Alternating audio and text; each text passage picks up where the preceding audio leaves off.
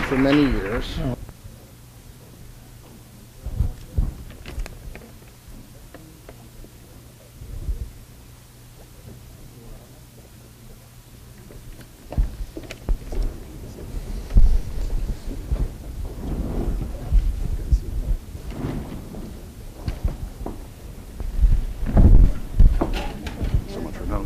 Yeah.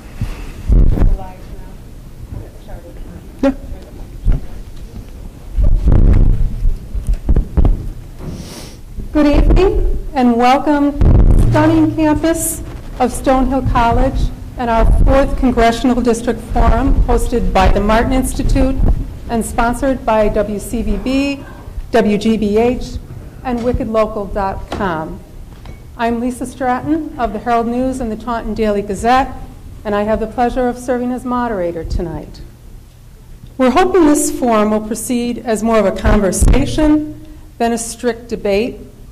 We've assembled a group of panelists who will pose the questions, but candidates will not officially be timed on the responses, and each can simply signal me if they'd like to, or just jump in on a response. We've asked the candidates in advance to avoid filibustering and on any reply, but particularly when they are in simple agreement on a topic, if there is any simple agreement here tonight. It's my job to keep everyone in line and to strive for overall balance on the time that the three of you get. 2 ground rules for the audience. If you could please at this time silence your cell phones or put them on vibrate or something. The signals can sometimes be picked up by the television cameras, and so we wouldn't want that to happen.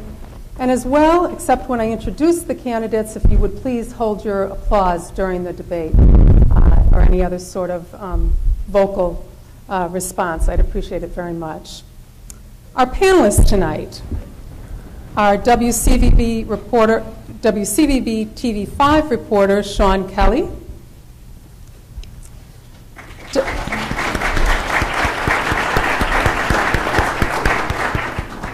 Herald News editorial page editor Aaron Frechette,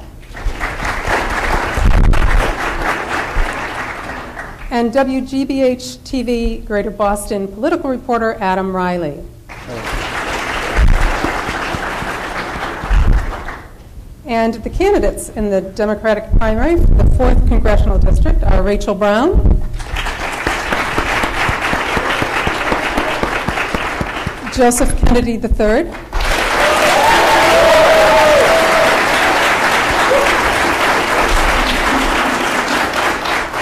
and Herb Robinson.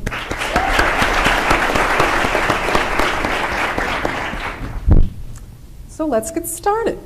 Sean, you want to give us the first question? Well, I'd like for all 3 of you to answer this, but Rachel, since you're to my left, I'll start with you. What industry or company in the 4th District do you think deserves more federal funding so that we can stimulate the economy and specifically to grow jobs or to increase the amount of jobs? Okay, thank you. I'll just cite something that happened about a week ago. I wouldn't give a particular business, but what I will say is that the space program right now is really what is going to drive us into the future. Like what we just saw with the NASA rover landing on Mars, this used to be a pinnacle of the economy in Massachusetts. The 128 corridor, MIT, the development of the navigation programs in the Apollo missions, that now is back on the table for the United States economy. We just had a real vision of optimism and future that will affect businesses and individuals and the entire economy of the entire country, including in the 4th District. We definitely do have a history of such industries here. Thank you, Lisa. Thank you very much for moderating to our panelists. Thank you very much for the opportunity to be here, Mr. Robinson. Ms. Brown, thank you as well. I also just want to take a minute and thank the Martin Institute, Professor Ubertaccio, for pulling everything together. I think from my time going out and about the district, excuse me, by far the biggest issue out there is trying to get people back to work. It's jobs and the economy. And the backbone of that is going to be helping small businesses get back on their feet. They're about 85% of the businesses across the Commonwealth of Massachusetts, and they are the heart of the 4th Congressional District. And the small business owners, the employers, the employees, they're not asking for much. They're just asking for a chance to show everybody, their community, their neighbors, what they've got and try to get back on their feet. And I think that really comes down to 3 things that the government can do to help. 1, it's making sure that they have the access to the capital that they need to be able to hire and grow and start to thrive again. 2, that's making sure that they have an educated workforce from which to draw. There's about 200,000 people unemployed across the Commonwealth of Massachusetts and around 130,000 job openings. It's an incredible inefficiency in the labor market. And if small businesses had, if the employees out there, the unemployed out there had the access to, or had the skill set that they needed, they could get right into those jobs. And 3, it's the uncertainty in the marketplace from a national level that is causing many banks and bankers and lenders and companies from investing and keeping hundreds of billions of dollars on the sideline in our economy. If we're going to create those jobs, you need to put American investment capital to work, and that's just waiting there. And we need to clarify our macroeconomic picture through reforming our tax code and a balanced debt and deficit plan to get our country on a pathway towards fiscal responsibility. Can I just ask all the candidates to double check and make sure that your mics are on, please? Make sure that they're actually on. Maybe you're just particularly soft-spoken. It wasn't. Thank you, Rachel. Ooh, mine is not. That happened. Once you get the green light. We got a green light now, and All it's right. definitely working. It's a good thing you reminded me to check. And we'll let them get rid of the feedback for a second here. There we go. So I believe that stimulus spending is the way to fix the economy. It's what FDR has used, and it's also what Eisenhower used in the interstate highway system. Now, I would do that to benefit small businesses in the 4th District by stimulus spending, especially for weatherization programs so that we'll put our unemployed construction workers back to work. That'll also give us impetus. We do have a manufacturer of efficient furnaces in Freetown who could use the extra business. But the most important thing, the thing that small businesses need more than anything else to grow is customers, and that's what we get from stimulus spending. Feel like your question was answered to your satisfaction? Yeah, go ahead. Okay. All righty. Aaron, you want to pose the next question? Thank you. As various parts of Obamacare are rolled out in the coming months and years, there may be flaws in the massive health care reform law that come to light. What is your stance on the Affordable Care Act in its present form? And what, if any, areas of the current law would you seek to amend, strengthen, or repeal? We'll start with Herb since he's to my right. Okay. I will admit that I wasn't totally happy with it when it first came out. You know, I did have misgivings about the individual mandate. I have since come to realize that my most important goal is universal coverage. And we have seen this plan already work in Massachusetts. We're already up over 97%. So it is actually working. The federal plan, like you say, probably will need tweaking. I don't think we'll actually see what it needs for a couple of years now. I think we should sort of put it aside for a couple of years and come back to it. We have so many other important things to fix right now, like the economy, fixing our energy infrastructure. That's where my priorities would be. Short term, if I did anything, it would be prescription drug prices. I would allow parallel imports, and I would allow Medicare and Medicaid to negotiate for the best price they can get, and of course, publish what the results are. Thank you. Thank you, Aaron. I'm a big supporter of the Affordable Care Act. I think that it's was a landmark victory for our country, and in the long run, it's going to be a seminal piece of legislation that our country passed into moving our country forward, not just for providing access to health care and health care coverage, but as a crucial first step that we need to take in order to get health care costs under control. One area that I think I do agree with you that there's going to be tweaks to that legislation that we're going to see over time. One area that I think we should amend as quickly as we can is the medical device tax, and I would support repealing that aspect of the bill, which obviously is a big part of many industry or many companies here in Massachusetts and across the 4th District as well. Thank you. Yes, I would definitely repeal this immediately. Healthcare is not based off of a pile of money that you move around and you only have so much of it to go around. Healthcare is a principle of science and economy. If you have the adequate resources to create those, to create the facilities, the equipment, cost is not an issue. The central aspect of this bill was the Independent Payment Advisory Board, which was inserted into the Affordable Care Act several times, which asserts a private board of accountants to make cuts based off of what's called a quality adjusted life year, which means that someone past a certain age with a certain health condition will not get treatment if it's deemed not to be monetarily efficient or cost efficient, as Obama claimed that any health care bill must be. But I would say that health care is not something based on cost. Healthcare is something that human beings deserve. This is an attack on the real principles of our country. The first place that this was implemented was in Nazi Germany in 1939. It was called a Tiergarten IV program. But what we must do is say, healthcare economy, it's not about money, it's about the creation of real economic wealth through physical productivity, which that's where we need to go. Then we can provide healthcare to people. And universal healthcare is the way to go. If you want the most affordable, we need actually a true single-payer system. Thank you. Okay. Adam? Can I ask a follow-up? Absolutely. Which I think is in Yeah, keeping with the line of questioning. please. Just really briefly, do the three of you, I shouldn't say the three of you, do you think that the president made the right decision in focusing on health care first thing in his administration, or given the serious economic troubles that existed when he took office and the serious economic troubles that we still are grappling with today, in retrospect, might it have been better to focus on the economy first and leave health care for later? In hindsight, I would say I agree with you. It was the wrong thing to do then. But that is hindsight. I think that the president was confronted with an extraordinarily difficult situation when he was sworn into office, a very different country that he expected to inherit when he started to run for office. I think that we got health care done, and it might have been a bit of a longer process than anybody would have liked, but we got it done, and I think I'm a big supporter of it, and I'm proud that we did.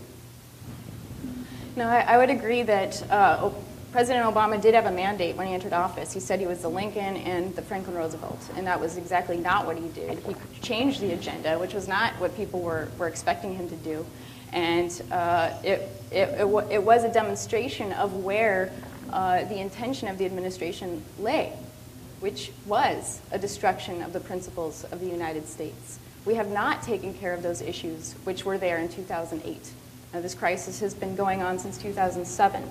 And what could have been done, what I was fighting for at the time, along with the LaRouche political movement, was for Glass-Steagall to stop the collapse of the financial system and a real jobs program such as NAWAPA, which I'll probably have a chance to touch on later. But I'd say that there was another path that could have been taken. What Franklin Roosevelt did in his first 100 days was an example of what could have been done.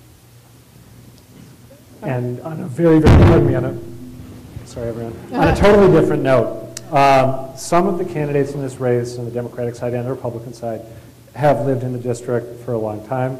Some of you have not.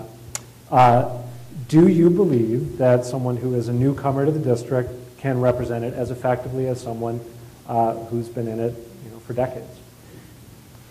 Well, I'm supposed to answer no to this one, right? And you can elaborate a little bit if the answer is no. Why not? Why not? What is living in the district hurt? What does living in the district give to a politician that moving into it and learning about it doesn't? Well, you know a lot of people in the district, and I will admit, living near the edge of the district, I don't know as many as I should, but it does give you a feel for the area. But I wouldn't say it's the hugest thing in the world either. Thank you. I think I've had a chance to get out across this district, I think very aggressively over the past several months, since I left my job at the District Attorney's Office in Middlesex County and at the end of January. And we've done over 160 public events in the district. I don't know how many hands I've shaken and doors you knocked on. And I think part of that has been really reaffirming to me that the issues out there, getting people back to work, getting the economy moving again, and making sure that everybody has a fair shot and a real shot to make the most out of what they got, those issues aren't constrained by congressional lines. Those are issues that are gripping the entire, not just the 4th District, but the entire Commonwealth of Massachusetts and our country.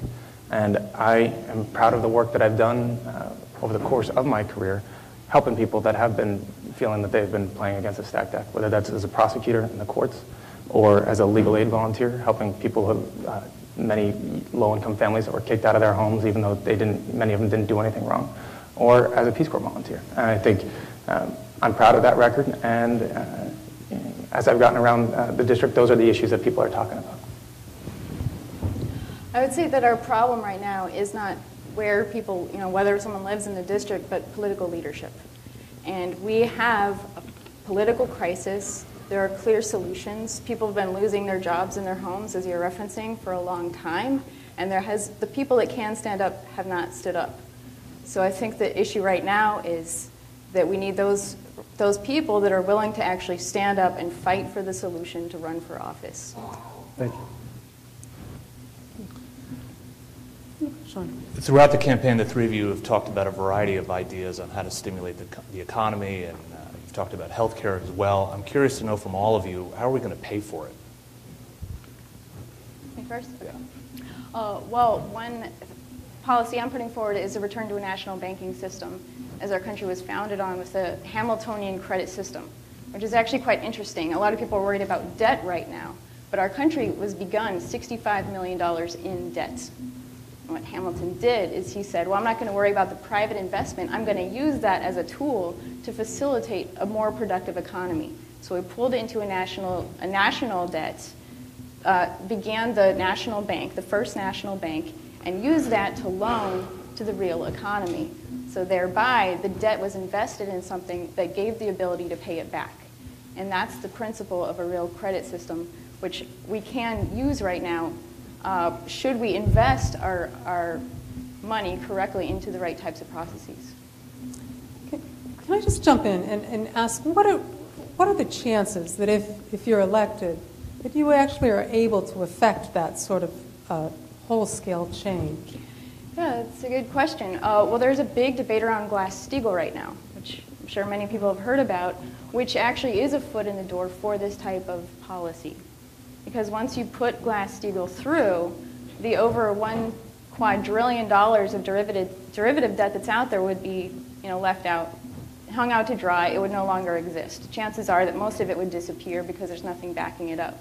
That would necessitate a credit flow in order to get our economy going again, to drive this physical productive process, to make the loans for the projects, for NAWAPA, for the space program, for these different projects, the infrastructure projects that would stimulate the economy and put people back to work, we would need a source of federal credit. But I've also actually been involved in meetings in Washington, D.C., educating our Congress on this. And I think the opportunity is there. The crisis is really what's driving it. The crisis is driving this process towards a real change, which is a precedent in our nation's history. Thank you. Joe, let me keep going with you, but let me kind of tweak the question a little bit. How are we going to pay for all of this without a complete overhaul of the system? And are we going to ultimately have to raise taxes for the middle class as well? I think that there's we've got a jobs crisis and we've got a debt problem. And the number one issue has to be getting people back to work.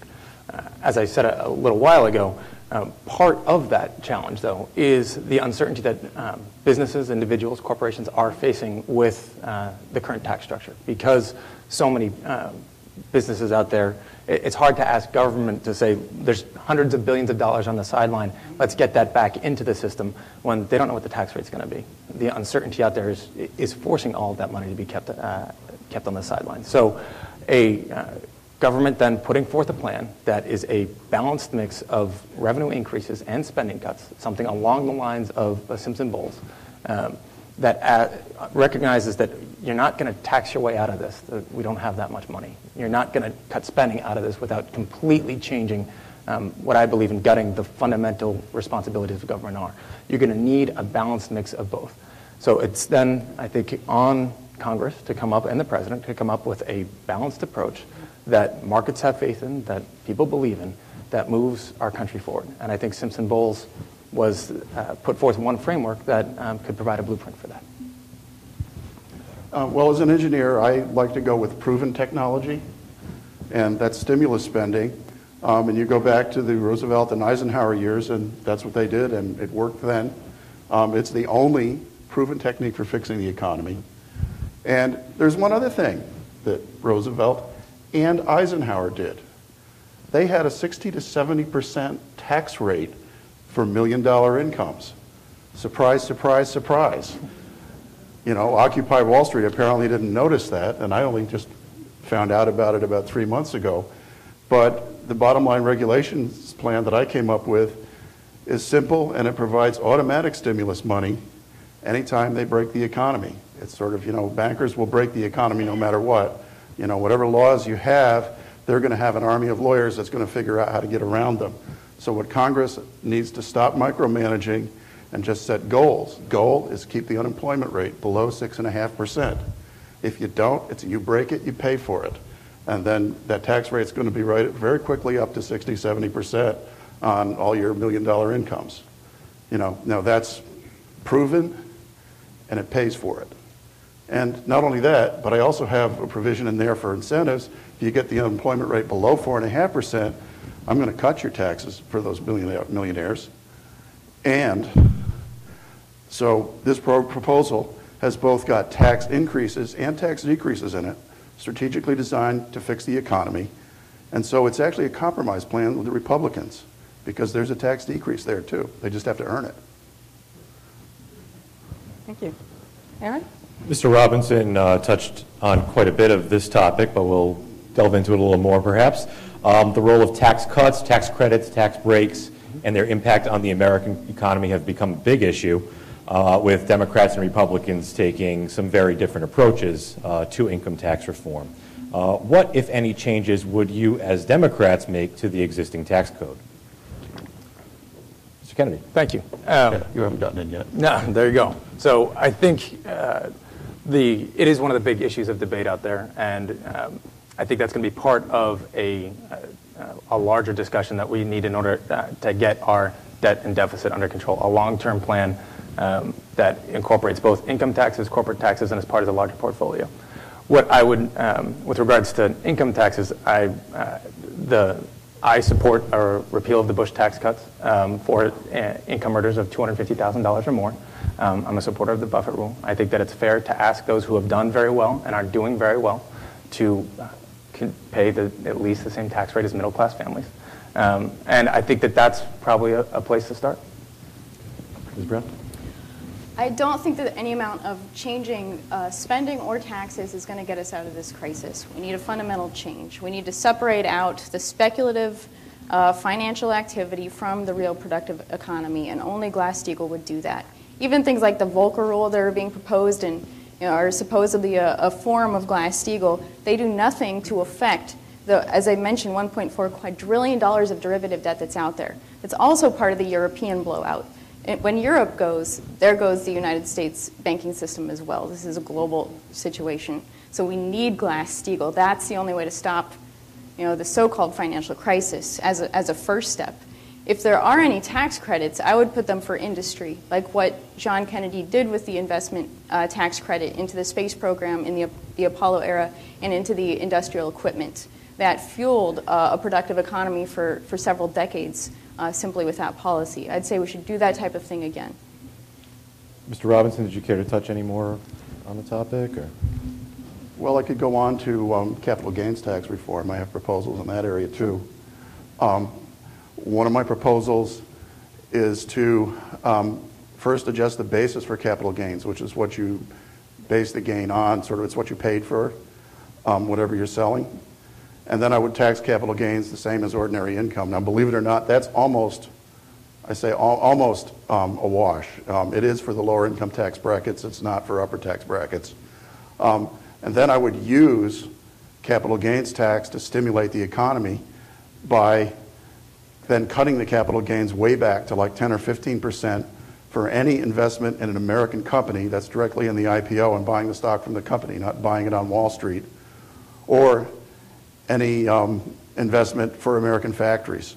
And in addition to boost renewable energy, which is going to be an important part in fixing our economy in the future, I would actually have no capital gains tax at all. Adam? A super PAC supporting President Obama recently ran an ad that came very, very close to accusing Mitt Romney of murder. You may have seen the ad, but if you haven't, it featured, or for anyone in the audience who didn't, it featured a man who was laid off from a company that had been purchased by Bain Capital. A few years afterward, although the ad didn't make clear how long, his wife died of cancer, possibly because she couldn't get health insurance. I'm wondering if you have seen the ad, and if so, if you think it went too far or that it was within the bounds of appropriate political discourse. Anyone, have you guys seen it? Or? I haven't seen the You ad. haven't seen it? Have you read about it or heard about it? I've heard, I heard a little bit about it, but so I haven't seen it. I would say that from what you just described, the broader picture, President Obama is going to make, we're in the midst of an election. President Obama is going to make his pitch to voters, and Governor Romney is going to make his pitch as well. I think President Obama's record obviously is fair game, and Governor Romney is is running for the most part on his success as a businessman in order to make his case using the economy as kind of issue number one. So to that extent, I think his record and his economic record and credentials are fair game as well, but I can't get into the details of the ad. Have either of you seen it? I've seen it. I haven't seen enough information on how credible the information in it is. It seemed to me that it's probably a little bit of a stretch, but not completely wild. Certainly not any wilder than some of the claims that Romney's PACs have been making about Obama, and I'm sure they're going to get much worse. So in general, I sort of have come to realize something, that you're going to see a lot of incorrect information on television in the next couple of months. My philosophy, and this goes back to something I learned in football, believe it or not, is the coach said, when somebody hits you and they're trying to push you to the left, you want to go to the right. And I'm not talking political, I'm just talking direction there, okay? And so if you see a lot of money being spent on television ads or on a political campaign, vote for the other guy. Forget about the information, just the fact that there's money there paying for that ad to be there should tell you that this is not who you want to vote for. Rachel, do you have any thoughts on that? I just want to make one point about an article by Robert Reich last week, which made the point that the two current presidential candidates, neither of them are putting forward anything big. He said any real presidential candidate right now should be putting forward something big, but they're not. What they're doing is attacking each other. And it is this so-called bipartisan fight is what is destroying, is being used to demoralize people, to distract from the real policy discussion that we have to have right now. Can I jump in with a related question? Absolutely. In this election cycle, we're already seeing the infusion of unlimited, undisclosed campaign cash. So what are your thoughts on campaign finance reform in general, and would you be supportive of a constitutional amendment to reverse the Citizens United decision? Sure. Thank you. I think that campaign finance reform has got to be a priority in the next Congress. I think that the amount of money that you're seeing being poured into campaigns at every level, from federal offices to local elections to even state legislative elections, from out-of-state, sophisticated out-of-state donors that are trying to influence those elections to further additional goals. It has to stop. And I certainly would support a constitutional amendment. I'm not sure how likely it is to actually happen in the short term. And I think absent that, what we have to look at is transparency and something like the Disclose Act to make sure that the public knows who is contributing to these super PACs, how much they're contributing, and who's really behind those messages. But I think that Citizens United has been is having a dramatic impact on our government at every level, and I would support something to try to mitigate that. Let me just add, obviously the details, amending the Constitution is a very serious thing. So I'd obviously want to look very carefully at that language, but I'm a big supporter of the basic goal of campaign finance reform. I know that Herb and Rachel are going to jump in, but I want to follow up your follow-up. Did you say that you think out-of-state donors are problematic? Because what I've heard anecdotally is that you've been the beneficiary of some out-of-state contributions. So I just want to make sure I know where you stand on that. I think that there's a lot of money being poured into elections at every level around the country. And I think that what we need to see that money, the amount of money that's being poured in, I do believe is distorting the process. And so I think that having some sort of limitation on how much money, particularly big corporations, can spend would be beneficial to our political system. And absent something like that, because I don't think that would happen in the near term, having full disclosure out there about who is pouring money in, how much, and what the purposes of those organizations are would be a good stopgap. Thanks for your patience. Yeah. Well, I'd like to point out regarding Citizens United, and this actually came from one of our Republican friends, is that during the Civil Rights Movement, privacy laws related to people which were applied to the NAACP, a corporation, enabled them to organize safely in the South by keeping their membership list secret. So there is a downside to doing this wrong. There also may be another solution. 20 years ago, we used to have this thing called the equal time rule, which if somebody bought a lot of airtime on TV, the opposing view had to be given equal time. And we lost that about 15 years ago, and that, in fact, should counter Citizens United quite nicely. Rachel? Rachel? I do think that it is a bigger problem. Sure, a lot of money coming in from corrupt places usually isn't good for politics, but I do think that there's a bigger question, which is the question of where is our country going? Where is our morality? And I do think that there is something very interesting that happened last weekend with this landing on Mars. I think that does change a certain atmosphere of optimism. It changes the cultural expectation of what is possible right now. And we need the type of morality which is associated with giving something to the future. And if we don't have politicians that are going to do that, which I would say even those in office recently have not taken advantage of that. So if the people in office are not taking advantage of their opportunity to make the correct policy, I don't think it's just simply a matter of who's going to fund you to get in. I think it's a little bit bigger, and it requires more of a political fight. Do you have a stance on Citizens United or on campaign finance reform, though? Not specifically. No, not specifically. Okay. Sean? Joe, you mentioned Simpson Bowles earlier, and you sounded like you were about to say that you supported it, and in fact, you may have said that. Do you think that the president should have backed it? I think that there's, so I think the overall framework of Simpson Bowles, I think is probably the right blueprint forward. There are parts of Simpson Bowles that I certainly did not agree with.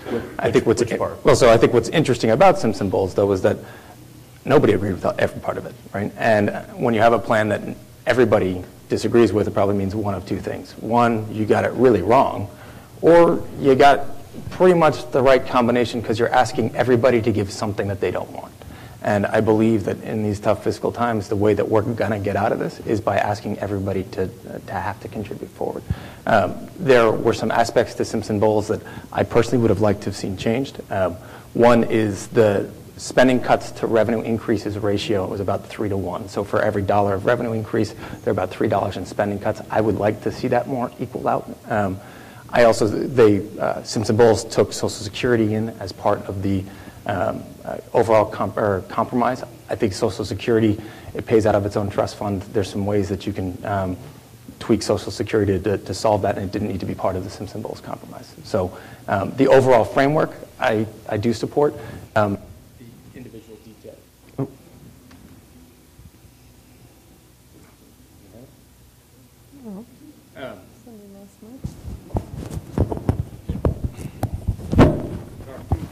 the individual details of it.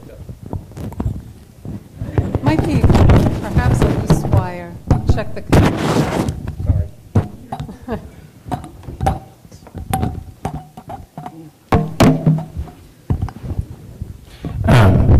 Sorry, everybody. So the overall framework of Simpson Bowls, I think, is the right way forward. There's definitely parts to it, though, that I would have tweaked. Are there parts of it that you would support? I'll pass on that one. I'm not familiar enough with the details. Yeah, the Erskine Bowls was what some people called the Cat Food Commission because of its cuts to Social Security and Medicare and the mandates to cutting entitlements, which I would say is a death blow to our seniors and poor people and completely unnecessary. What I'm proposing instead is what's called the NAWAPA project. Now, as I mentioned, with this idea of monetary investment into something that creates a greater return, that will actually allow us to get, back on track in terms of our fiscal standing, if you want to call it that, but really our economic standing. What NAWAPA would do is, as we saw with the Tennessee Valley Authority, you had investment into the Tennessee Valley Authority. The payback for the loans came in the form of the sale of water and power. However, it didn't just generate a financial return. You also get electricity, you get farming, you get an improved quality of life that was associated with that investment. So what I'm proposing is called the NAWAPA project, North American Water and Power Alliance, which would be a national project to create 6 million jobs and drive production around the country in terms of rebuilding our infrastructure, also for the transportation of goods and materials to build the project, which is a continental water project. Are you at all concerned, though, that that's too far outside of the conversation that's happening right now in Congress? That's a very good question to ask, and I'd like to bring up something that I want to introduce into the record just for this question of feasibility and how we've changed our political discussion. But this is a letter of endorsement from Senator Robert Kennedy for the NAWAPA project. This is from September 8th, 1965. And it says, "Dear Ted," this is to Senator Moss from Utah. He says, "I am glad to join you as a co-sponsor of concurring Resolution 55, expressing the sense of Congress that the President refer to the International Joint Commission the subject of the North American Water and Power Alliance. My staff is informed of my desire to join you on this measure. This proposal deserves careful study and consideration by both the United States and Canada and has application to the East as well as to the West." You think that's applicable to today, then? Most definitely. We actually have not solved our water crisis, and we need this type of project to drive the economy. Thank you. Any further discussion on that? Could I ask how you would pay for that type of project? Sure, yeah. As I was mentioning a little bit earlier, this would be an initial infusion from the Treasury. This would be a grant, a loan, for the production of it, which would then be facilitated by an administration, like the TVA administration, that would then facilitate the production of the project through the private companies in the area. And this is how it would be paid for, is through the Treasury and an act of Congress, similar to what Franklin Roosevelt did. Aaron, next question. Massachusetts has challenged the constitutionality of the Defense of Marriage Act, which prohibits federal recognition of same-sex marriages performed in Massachusetts and other states where same-sex unions are allowed. Would you support repealing the Defense of Marriage Act? And what is your stance on advancing gay rights in general? Any of you can jump in. Go ahead. I would definitely repeal the Defense of Marriage Act. I have a number of gay friends, and I want them to stay my friends. So I do support gay marriage. Okay. I'm going to go with Mr. Robinson on this one. I would definitely support the repeal of DOMA, and am a strong and proud advocate of marriage equality and gay rights in general. Ms. Brown? I haven't put too much thought into it. I don't think it's a #1 issue right now. I think that the issues of the economy are bigger, and that's really what the Democratic Party should be taking up, is how are we going to put people back to work. If that legislation, if you were to be elected and that legislation came before Congress, how would you vote? No decision yet. I have to think about it. Okay. All right, a bit of a different question for you three. What is the strangest experience you've had thus far on the campaign trail? Joe must have had a really good one because he's laughing. A couple that I can't talk about. Give me a minute, I'll think of another one. Well, you know, I've been a rock musician and a blues musician for a long time before this, and to be truthful, nothing that I've encountered on the campaign trail comes close to some of the things that have happened late nights in bars, which I also don't want to repeat, and was not the instigator of. I can't think of anything right now either. If I do, I'll bring it up. Well, we're down to Joe in that case. Yeah, right. That build up. I think that the best part about a campaign, right, is the fact that it gives you the opportunity to stop somebody on the street and knock on their, or ask them what's going on in their lives. To knock And on the their weirdest person you've talked to is? Weirdest. Just getting me right back on topic. I'd say that there's been some conversations that have taken odd turns of direction that you wouldn't necessarily anticipate from just asking people what's on their minds. I would also say that it is an interesting, it's interesting to knock on doors sometimes earlier in the morning on weekends before 10 o'clock. People come in all sorts of stages of garb. Why don't I put it that way? So it's kind of a hazard to the job, but we'll leave it there. Have the three of you noticed, just to follow up on that a little bit, have you noticed a big difference in as you knock on doors and whatnot in campaign in the different areas of the 4th? Have you noticed a big difference in the folks you're talking to and what their concerns are? Or? Newton is not the same as Dighton. Definitely. Astute grasp of the obvious there. You know, and it's funny because I live in Newton, but Dighton is actually a lot more like where I grew up. I meet a lot of people there who are much more like the people I grew up with. But I also met somebody who had a really excellent idea that I will use to improve my bottom line regulation proposal at some point in time, and that was to set up a trust fund to spend the stimulus money rather than let Congress do it, which I actually thought was a really good idea. So you can get some really good ideas talking to people, and you learn what they're thinking. And I actually have gotten quite a bit of encouragement. If I hadn't been out talking to people, I'd have probably dropped out of this race by now. But a lot of people have encouraged me to keep going. So, Thank you. I think it's you go out, you knock on doors. People, probably the most amazing part about this opportunity is the privilege of running for office is that if you do ask people, they will tell you. And there's maybe a little bit of a difference in some parts, but the overall message, it's jobs in the economy. And it's really this uncertainty. People are, in all parts of this district, the north to south, east, west, from Newton and Brookline to Fall River and Taunton and Easton and Hopkinton and Norton. People are concerned. That margin that they had built up, that nest egg that they had built up over the course of their lives is, for many families, gone. And in my experience, from the doors that I've knocked on, people aren't asking for a handout. They're not saying, hey, give me this, give me more. They're just asking for a chance to do what they can with what they've got. They want an opportunity to go back to work. They want an opportunity to build up their communities. They want an opportunity to prove to their neighbors, their friends, their communities, the state, the country, that we're still ready and we still want to work and we still want to move this country forward.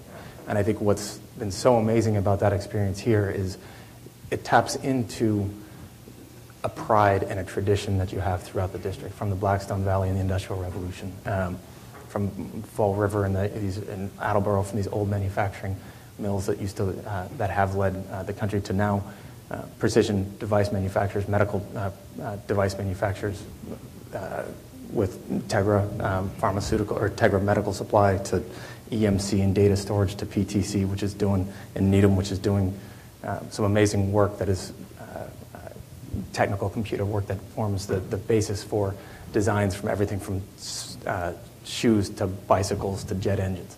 That foundation is still there, and people are just asking for that opportunity and that chance to let them do what they can with what they got. Thank you.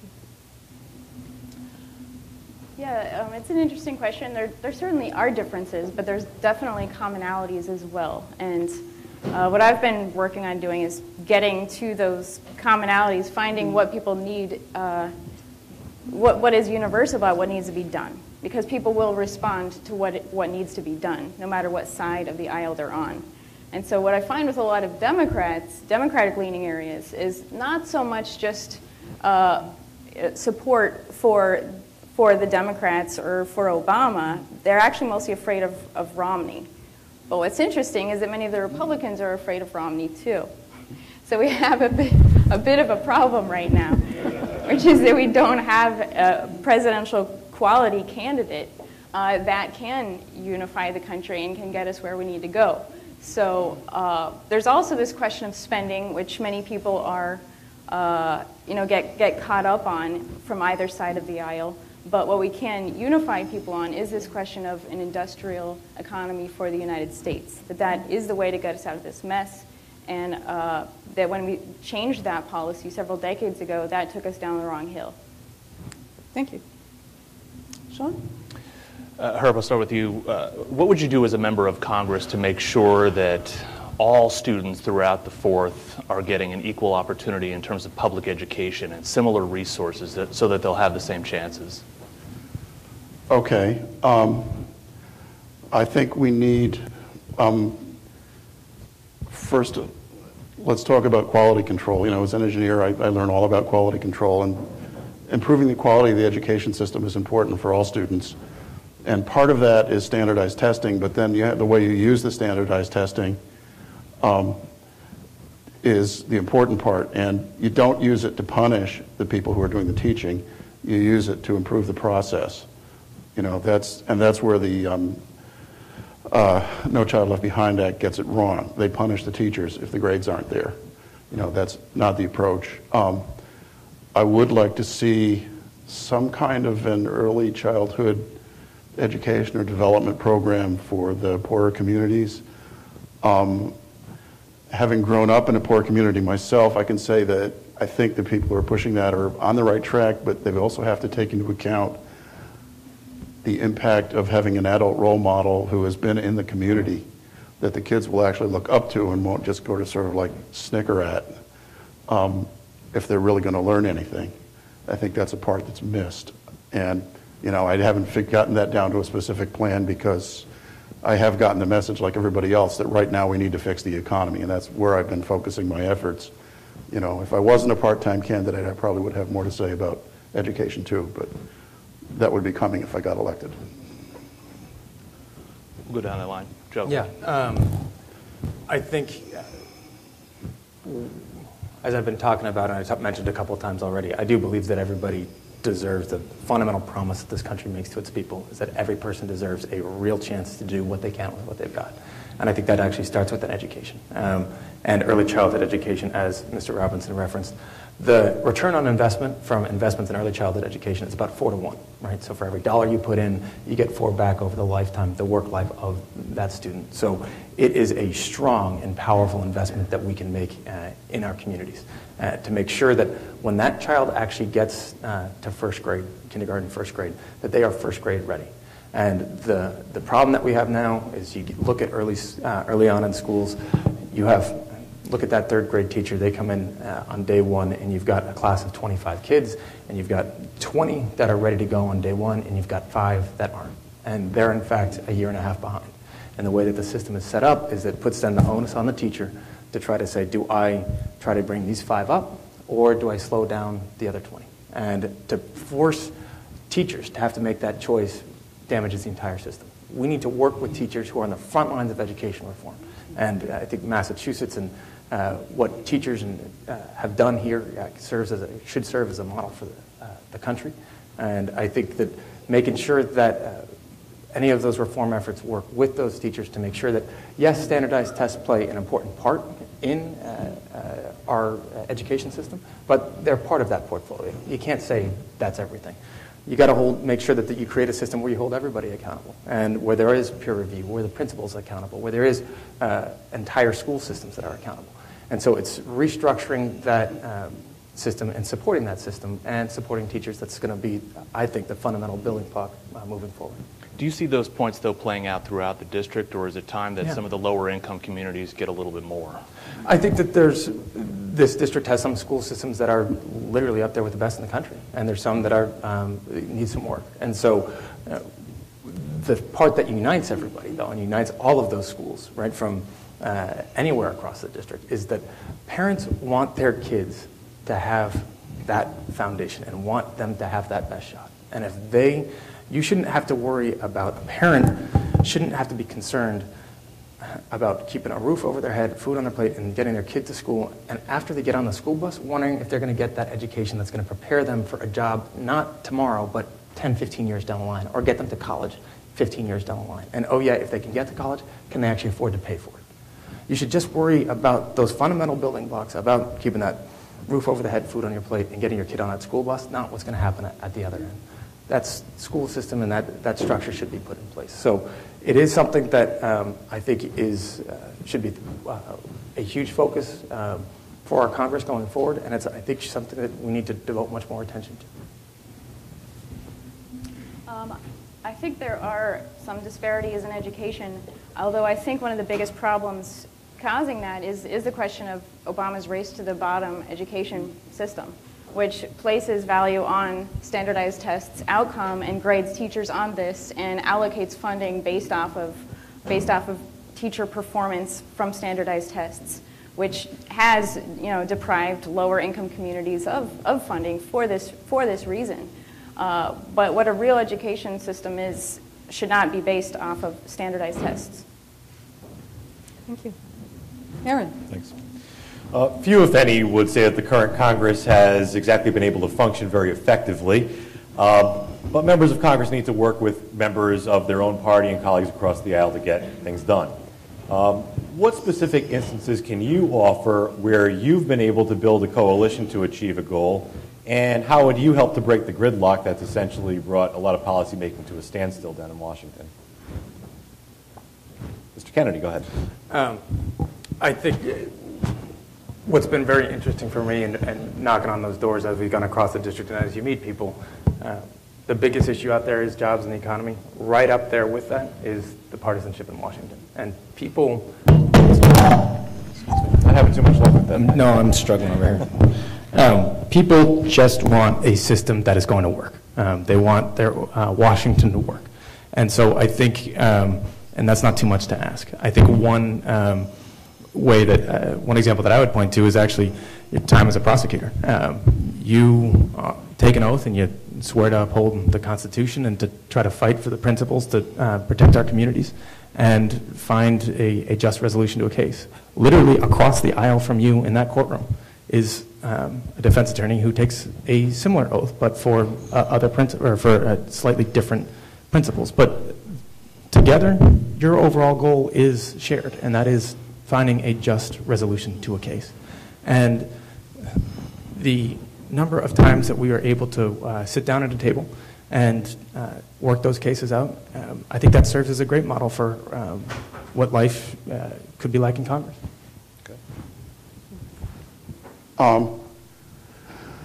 Well, I should point out that both of my economic proposals indeed do include compromises that I'm offering up, because they're both tax increases and decreases, and they're strategic. But beyond that, when people are in conflict, it's usually because they're either both right or they're both wrong, or the third thing is they have different goals.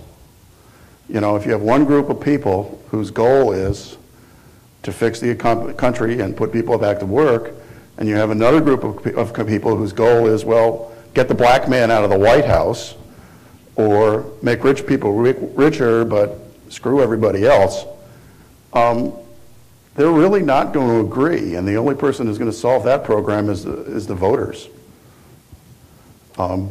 They have to decide which vision they want and vote for it. Ms. Brown? I'm sorry, you're asking the problem about how Congress is not Right. And functioning? can you offer an example of where you've been able to build a strong coalition to be able to get things done? And how would you break the partisan gridlock in Washington? How would you help to break the partisan gridlock in Washington? Just one thing on that is the restoration of Glass-Steagall, which I have led a huge fight for. It is now, has over 80 co-sponsors. It is a bipartisan issue. There should be more Republicans which sign on to it and pass it immediately. I was actually part of a movement to keep Congress in session this summer, to pass it this summer, because frankly the financial collapse won't even make it until November. That's the situation we're in. I think there is support, bipartisan support for Glass-Steagall, as well as this type of real economic program based off of NAWAPA, space and industry that I'm referring to. It's a question of political leadership, and that is why I'm calling for Obama to be removed and put in a new candidate at the Democratic Convention, as well as force the insertion of a new Republican candidate, because Romney's only virtue is that he's not Obama. There are better Republicans. But we need that type of orientation and that quality of fight in Washington. Would that not create even more of a divisive atmosphere if you were to go to that extreme? No, I would say that what I've found with discussions in both Republicans and Democrats is that they're agreed on the orientation. Hello? Okay. Yeah, as I mentioned, particularly with Glass-Steagall, as you just saw things like the Sandy Vial call for it recently, the former head of Citigroup. This is an issue of survival. And I think we can unify people, the better Republicans and the better Democrats, to go back to this American legacy, which is not a Republican or Democratic legacy, but it is a principle that the United States is committed to the development of industry, the development of science. NASA, for example, is another example. This is a bipartisan issue. You've had people from both sides of the aisle putting their foot down towards the cuts on NASA, which is where we need to go. We need to reinvest in such things, and I think we could definitely find support for that. Thank you. Thank you. And that went a little longer than I anticipated, so I think that actually is going to draw the questioning to a conclusion. I want to again thank Stonehill College and the Martin Institute, along with WGBH, WCVB, and wickedlocal.com for serving as co-sponsors. And thank you, candidates, for joining us. Thank you, panelists. And we'll have about an hour break, and then the Republican forum will take place beginning at 8. If all the audience could please exit this space, we need to re-ticket for folks to come back in. So thank you very much. Thank you.